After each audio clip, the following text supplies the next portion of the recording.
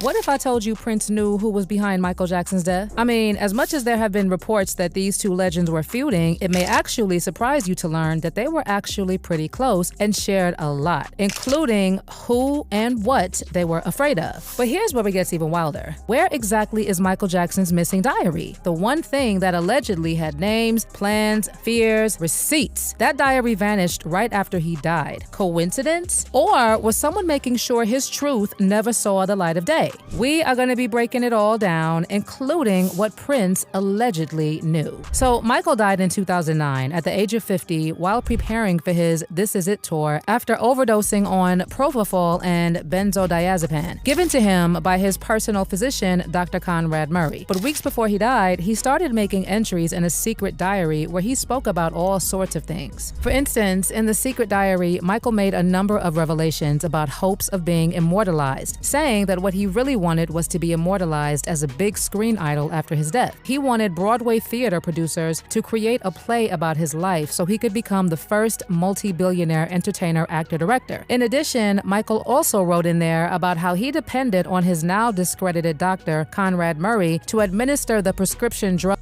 that helped him to sleep, and he also planned to launch a line of merchandise, including soda and cookies, according to the diary. Entries from the diary also revealed that Michael wanted to earn $20 million a week, and while thinking about how he could raise that money, Michael wrote about the possibility of holding Cirque du Soleil concerts and having contracts with well-known brands such as Nike. Now, something else that has also come out pretty clearly in the secret diary was that Michael was being stalked by someone who wanted to unalive him, and he thought someone was planning to destroy him. He wrote, "Evil people everywhere. They want to destroy me and take over my publishing company. The system wants to destroy me from my catalog. I'm not selling it." Well, we all know that other than noting the issue of his catalog in the secret diary, Michael was also pretty vocal about it as well. And it's been, the record companies really do conspire against their artists. They steal, they cheat, they do whatever they can, especially the black artists.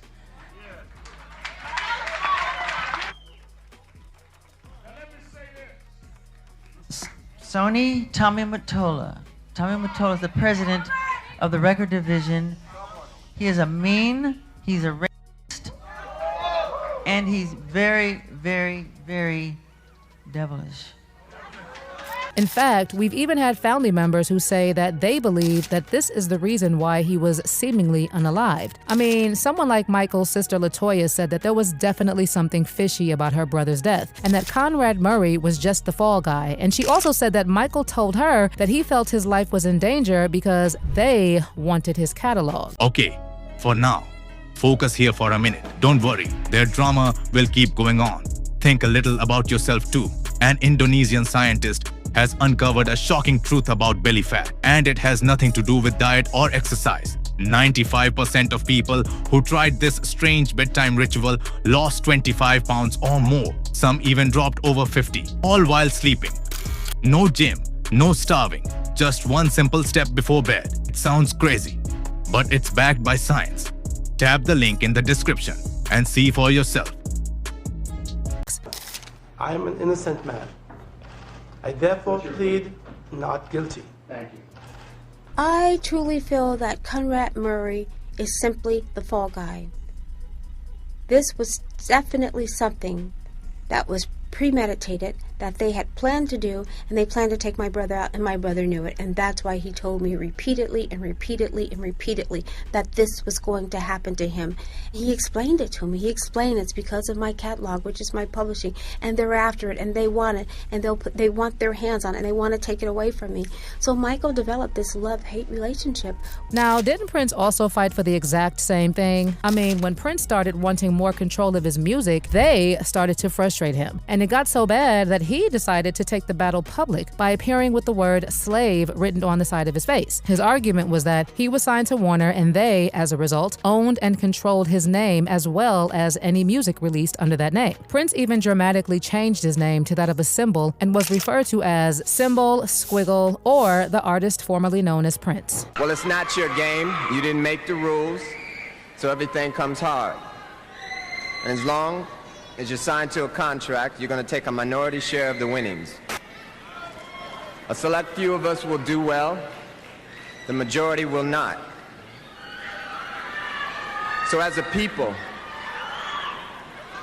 will be considered a minority. But stop. Let's take a moment and look at yourselves. There's nothing minor about you. You are a blessed people. You're the most talented on earth, and you are still grateful. That is why upon winning in their game, you always thank God. Tonight I would like to ask one favor of you. Imagine what we'll all be like in our own game. Peace and love for one another. See, Prince also talked about what he was going through in various interviews, like one with Paper Mag where he said, "I wanted to buy my masters back from Warner Brothers. They said no way, so I'm going to re-record them, all of them. Now you will have 2 catalogs with pretty much exactly the same music, except mine will be better, and you can either give your money to WB or to NPG. You choose." Basically, Prince and Michael were fighting for the same things and possibly against the same people, and best believe that they had discussions about it. Okay, I know some of y'all will say that Prince and Michael were sworn rivals, and there's no way they were having such conversations. And honestly, I get it, because the feud has been documented. As far as receipts, in 1985, when MJ asked Prince to participate in the USA for Africa charity hit, We Are the World, Prince declined to participate in the song. In addition, MJ also wanted Prince to duet with him on his 1997 hit Bad and appear in the video, but the role eventually went to Wesley Snipes after Prince turned it down. You know, that Wesley Snipes character, that would have been me. All right, now you run that video in your mind. The first line of that song is, "Your butt is mine." Your butt is mine. Now I said, who's gonna sing that to whom? Cause you sure ain't singing it to me. And I sure ain't singing it to you.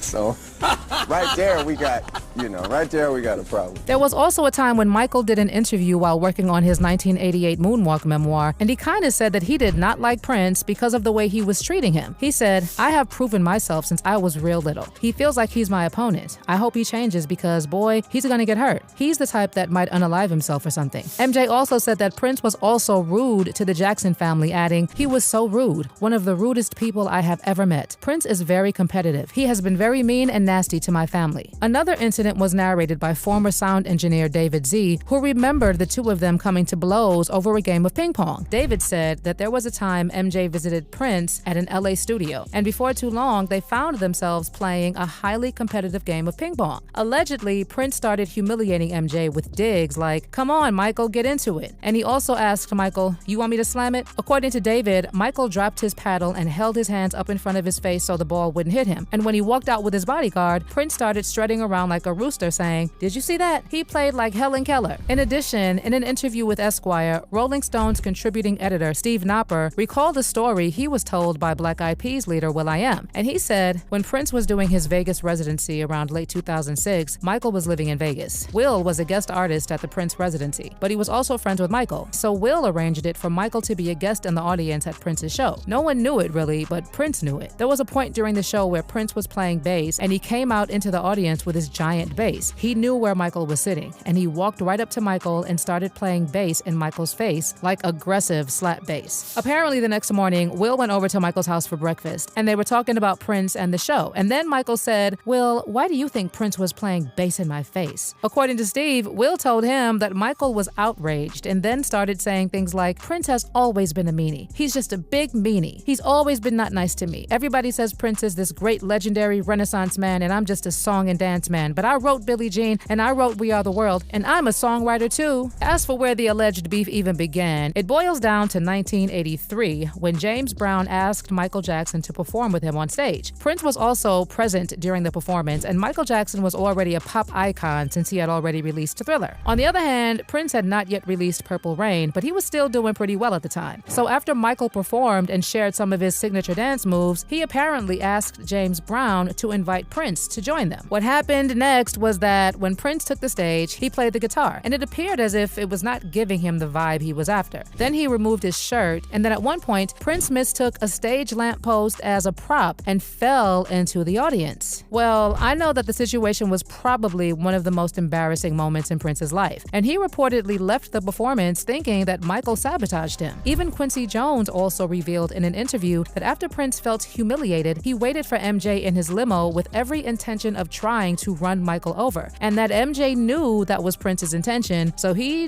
just kept his distance. Well, apparently, even though in public it seemed like Michael and Prince never agreed, behind the scenes, they were fighting for the same things. And based on reports, they even leaned on each other for comfort. In fact, contrary to what people may think, Michael and Prince were actually pretty close. And Prince's former bodyguards are even on record saying Prince and MJ actually maintained a private friendship outside of the media. Based on reports, Michael had been to Paisley Park on multiple occasions, and they often played games there, and they had also been backstage at each other's concerts. In addition, MJ allegedly said that he played the final version of the Dangerous album for Prince in his private studio before it was released, and Prince said he loved it. Basically, what this means is that MJ and Prince were actually friends, and just talked and laughed and hung out like regular guys, just good old friends. But they just didn't display that publicly because of how the media and industry tried to keep them as rivals. Allegedly, Prince even said that Michael called him on the phone and gave him profound career advice, calling him a legend. In fact, Prince was also very much affected by Michael's death, and he even began including Michael Jackson's song Don't Stop Till You Get Enough in some of his performances. Then Tavis Smiley, who was close to Prince, shared what he claimed was Prince's reaction to Michael Jackson's death in a 2016 interview with Extra. I've never said this publicly. When the news came that Michael had died, Prince was in rehearsal at Paisley Park. Prince cancels rehearsals, sent the band home, and for days locked himself in his bedroom and wouldn't come out and really didn't talk to people. Well, considering how much the death affected Prince, maybe, just maybe, Michael opened up to Prince more than we ever knew. Behind the glitter, the fans, and the fame, they were men trying to tell us something. And maybe Prince listened. Maybe he knew what was coming for Michael and even for himself. Let's not forget, both died under strange circumstances. Michael was days away from a major comeback tour, and Prince, he was reportedly healthier than ever before a sudden overdose took him out. Now ask yourselves this. Why did so many around them claim they seemed afraid in their final days? And who had the most to gain from keeping their voices silent forever? And if Prince did know the truth, did he leave behind a message too? Like Michael's missing diary? Obviously, they both saw what was coming. And I wouldn't be surprised if they talked about who they were really afraid of. But you let me know what you think really happened to these two and who you think is responsible for their deaths in the comments section below.